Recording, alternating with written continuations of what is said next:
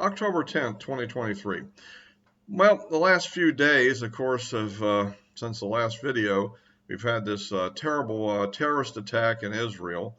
And of course, this happens kind of falling on to my last two videos with the U.S. Congress essentially out of commission because we don't have a House Speaker. And so that's another thing that's going on. And this may all interact a little bit together. In fact, many of the topics that I've normally been discussing in many of these videos recently kind of are all kind of coming together here if we think about from a certain point of view with a new front being thrown in. First of all, obviously, this was a completely disgusting terrorist attack. I mean, something like, 250 people at a music concert were slaughtered. We have people just going around randomly shooting anybody, going and kidnapping elderly, men, women, children. Of course, they captured what soldiers, I guess, they didn't kill that were surrendered. And of course, that gets into a whole lot of other issues. I think, first of all, we have to look at this as that they're clearly, we could say, intelligence failure, although some sources have said that Israel was warned by Egypt that something big was coming their way. And my guess as to what actually went wrong was at the analysis level, that Israel probably did have the raw intelligence strategically from Egypt, but they just didn't take it seriously. Because all the things that have come out of Gaza up to now were relatively small scale by comparison. You know, crowds that went up and harassed people on the line, small numbers of terrorists that infiltrated through tunnels and went off and carried out some relatively smaller attacks. Not that there weren't casualties in them, but they were nothing on this scale.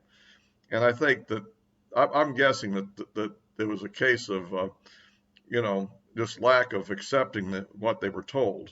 In fact, coming on the 50th anniversary, plus a day of the Yom Kippur War, there was a similar thing happened there at the time.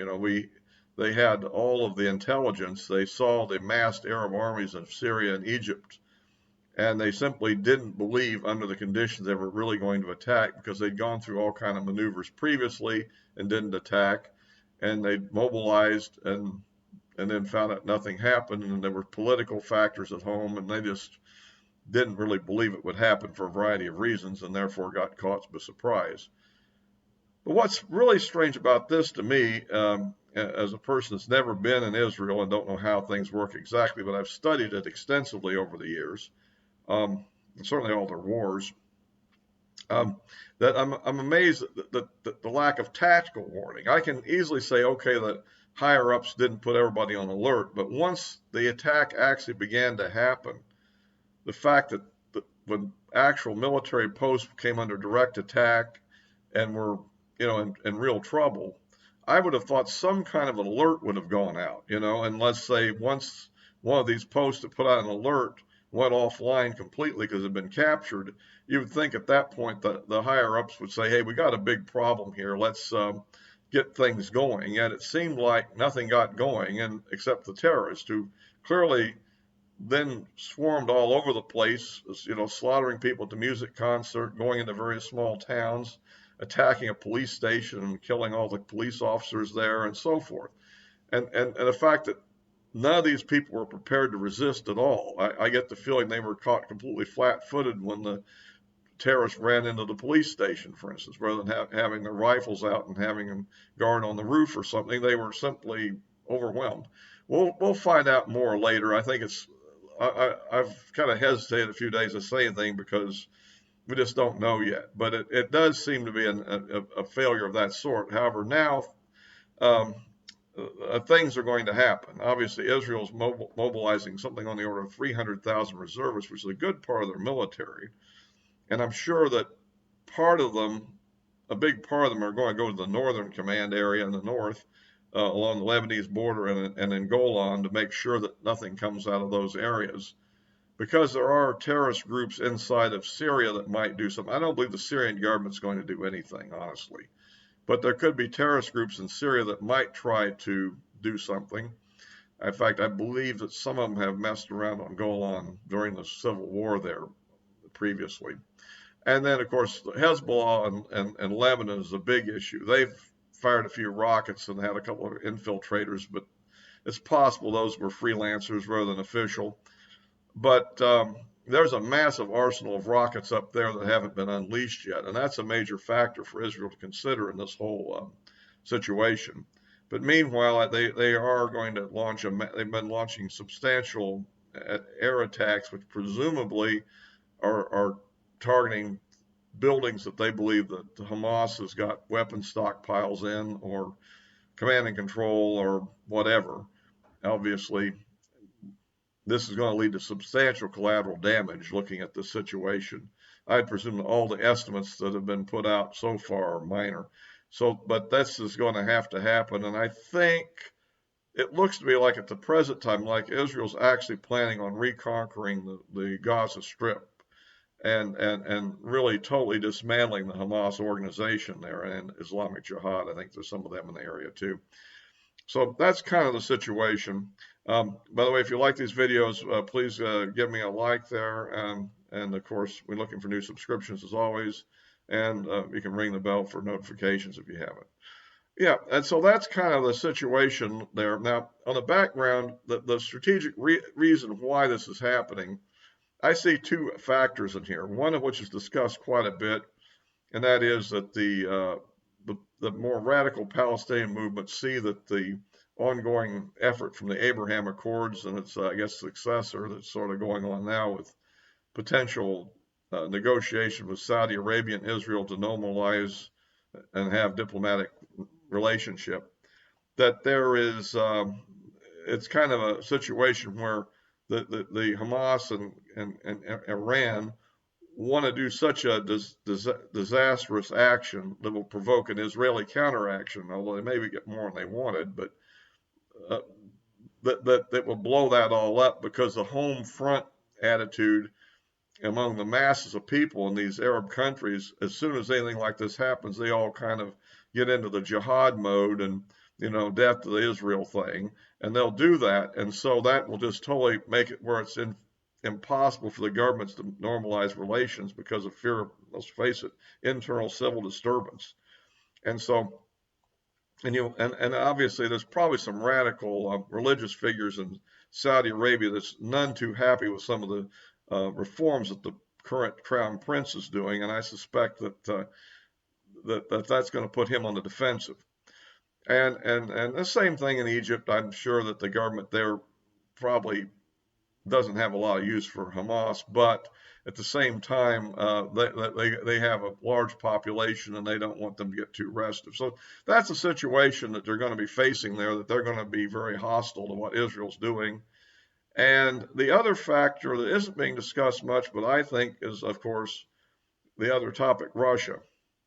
Because, and as I've been fairly critical of what we've been doing in Ukraine, and my concept has always been not from the point of when Russia invaded, but from the point of when we supported the coup in 2014 with our State Department, CIA, and various organizations like the Soros Open Societies groups and stuff like that. When they got in league with the extremely militant nationalist Ukrainians and overthrew the elected government at the time, admittedly perhaps a bit corrupt, but then, what election in that part of the world isn't a little bit corrupt, probably. But the point is that set in motion rebellions, which were then supported by the Russians, the seizure of Crimea, and everything that normally led to the war. And as this thing got to the certain point and things, and in other words, this could have been avoided. But now that Russia is under siege itself with massive international sanctions, all the things that we've been doing, all the aid we've poured into Ukraine to fight them. And remember, they've suffered horrendous military casualties, and even probably not near as big as the Ukrainians have, but significant. They're looking for some way to strike back, in my opinion. And I think they probably greenlit what Iran planned to do, saying, we'll back you up in the Security Council against any kind of, sanctions. We'll see if that happens. But I tend to think, because, look, this is what we call horizontal escalation. Vertical escalation would be something like, okay, U.S. blew up the Nord Stream gas pipeline. Well, what if Russia went in and blew up the Norwegian pipeline that just came into service last year? That would be a vertical escalation. That would be striking back directly, or launching some kind of, attacks on supply bases in Poland where all the aid is flowing in from. Another example, that would be vertical escalation, which could lead to a full-scale war, right?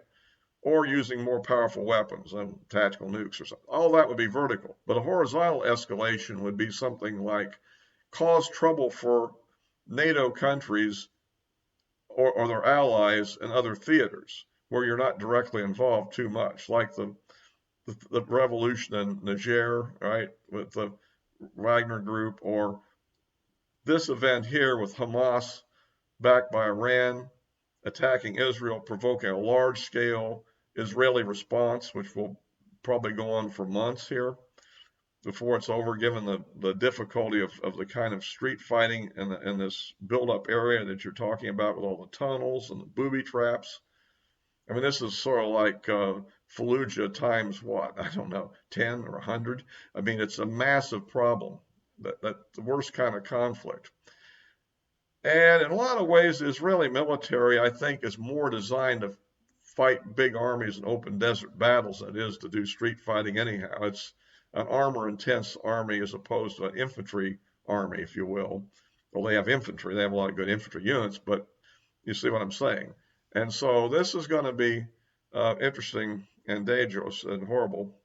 But I think it's going to happen. And so there's already discussion, well, what kind of aid will we provide to Israel? We already moved, like, I think it was 500,000 artillery shells that the U.S. had stored in Israel. They weren't Israeli property, they were U.S. property. They weren't necessarily for Israel either. They were pre-positioned in the region so that if we had some kind of a conflict, maybe in Syria or Iraq or whatever, in the Persian Gulf, they'd be close by to be shipped in to support our troops. Well, we took 500,000 of those out already, but maybe we probably won't take any more out now until this is over with.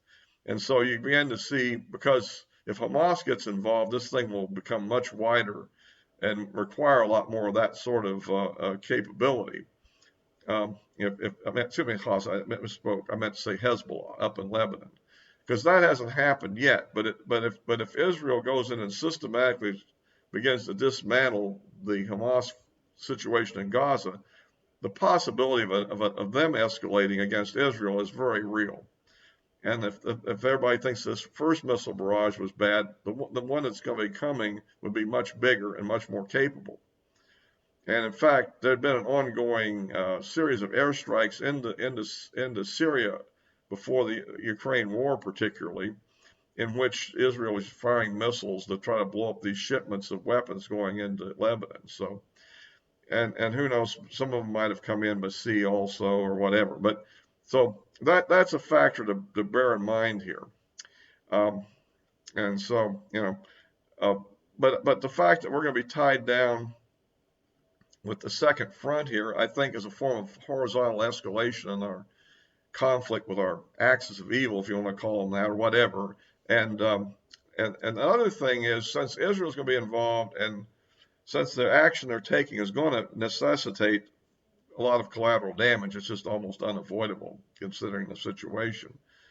A lot of the third world countries who may not be too keen with Russia doing what they're doing in Ukraine maybe, will become increasingly agitated against the U.S. and Israel because of what's happening there in Gaza. That's going to happen, fair or unfair, And so I think that's a factor to consider, that this will make it easier for Russia to be more influential in what they might do in the Security Council. And so anyway, that's just kind of what I think about it at the moment, and we'll have to see where it goes from there, of course. And getting back to the Ukraine war, word is that Russia has made a deal with North Korea to provide them with 10 million artillery shells for the 152 and 122 millimeter cannon that are commonly used by the Russian military. So apparently their little trade of ICBM technology for conventional weapons is it appears to be working out. And if this is supposedly the beginning of those shipments have showed up, so it's looking like that. And also overall, in recent days, it looks like the Russians are moving over to the offensive side. It looks like that pretty much the Ukrainian offensive in the south is largely stalled out. There's a few still minor efforts, but I think right now it seems to have stalled out. Whereas in the what I would call the front and the Donbass area, those areas in the nearer the Russian border and up north, along that area, there is a fair amount of Russian offensive activity underway. And so I think that with the extra ammunition, we'll probably see more of an attack there. And if aid to Ukraine is now temporarily shut off because the House is not, the continuing resolution doesn't contain it. That and also just the fact our ability to support both at the same time is limited. After all, we're falling to low levels of stockpiles anyhow. So I think that's going to be something that's going to show up here ahead. There is the question of the so-called ATACMs that will be introduced at some point here in the near future, I guess. I'm not sure exactly when.